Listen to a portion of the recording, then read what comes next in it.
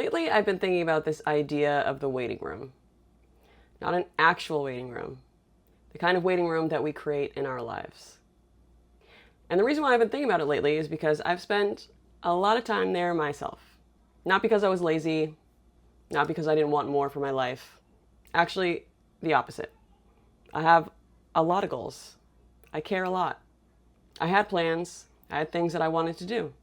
But somewhere between wanting something and doing something, I got stuck waiting, and it made me wonder, what exactly are we waiting for? Let's get into it.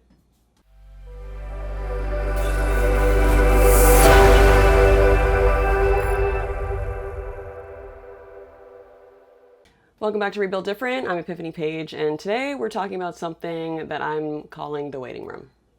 That space between where you are and where you want to be. Because I think most of us have spent time there. I know I have. And what fascinates me is most people in the waiting room are not lazy. They're not unmotivated, not incapable. In fact, most of them are very smart, self-aware, thoughtful, and constantly thinking of the future. So why do we stay there? Why do we keep postponing things that we genuinely want? And why does it sometimes feel like it's easier to think about a different life rather than build one? And I think one of the reasons why the waiting room is so comfortable is because it doesn't feel like doing nothing. You're researching, planning, thinking, preparing, learning, watching videos, making lists, making new lists because the first list was unorganized.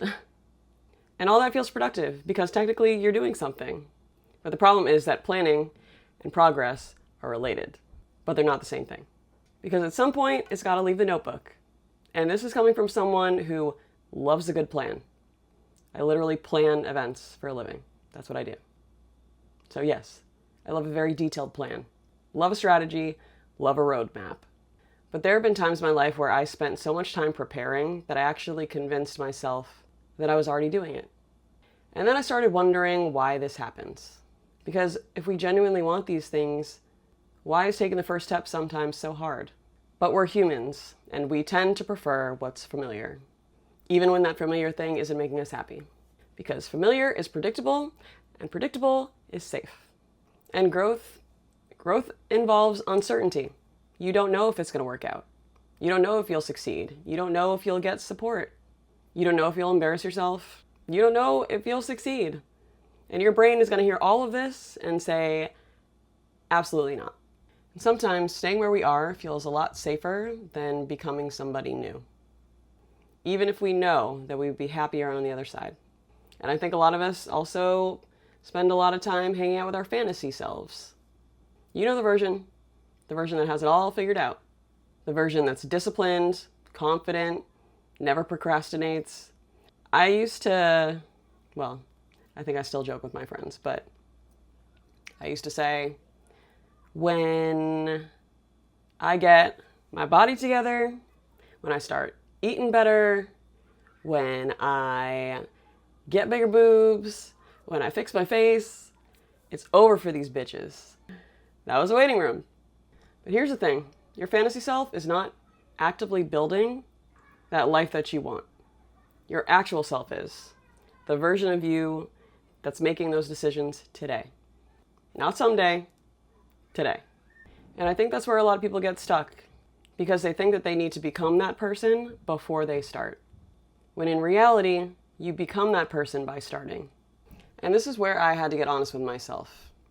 For the longest, I told myself that I was waiting for the right time, or more information, a better plan, more confidence. But when I really looked at it, none of those things were actually missing. I had enough information to take a step or make a plan. Maybe not a perfect one, but enough to get started. So I started asking myself what I was really waiting for. And I think that the answer was discomfort. I was waiting to feel ready, waiting to feel certain, waiting for the fear to disappear. But spoiler alert, not usually how it works. We tend to think that confidence comes first, that one day we're going to wake up and suddenly feel ready to take the leap. But most of the time, confidence isn't what gets you started. Confidence is what you earn after you've started, after you've taken that step, after you've survived that thing that you were worried about, after you've proven to yourself that you could handle more than you thought. Action comes first. then confidence, then clarity, then momentum. I think another reason people get stuck, and I definitely did this too, is because they try to make that first step too big. We think, I'm going to lose 50 pounds. I'm going to write a whole book. I'm going to start a business, completely change my life. And then our brains get immediately overwhelmed because you're thinking about how far you have to go. But what I've learned is momentum starts very, very small. One walk, one page, one application, one email, one conversation, one workout, one podcast reporting, one decision, one foot in front of the other. That's it. And I think sometimes we underestimate the power of small actions because they're not exciting. But most major life changes are built on a whole lot of boring decisions that nobody sees. So if you've been in the waiting room lately, this isn't me judging you. I've been there. Most people have, because the waiting room is human. But eventually there comes a point where you have to stop asking, when will I feel ready? And start asking, what's one small thing that I can do today? Not next month, not when life calms down, not when you're perfectly motivated, today.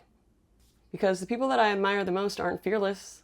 They're not more confident than everybody else. They just stopped waiting for confidence before they started moving. And maybe that's the secret. Not giant leaps, not perfect plans, just one step, then another, and then another. See you guys next week.